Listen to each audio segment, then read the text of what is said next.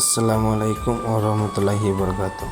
মাশাআল্লাহ, বাড়িটা খুব ভালো। ভিডিওটা সেই জন্য করছি, দেখতে হবে ভিডিওটা।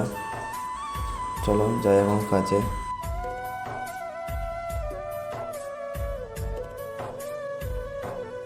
এই বাড়িতে যে কাজ করবে তার লোকটাও নিয়ে নিলাম একবার হেল্পার। বড় ভাই আজ রবিবার ছুটি করবে, তাই এক সাইড নিয়ে চলে এলাম।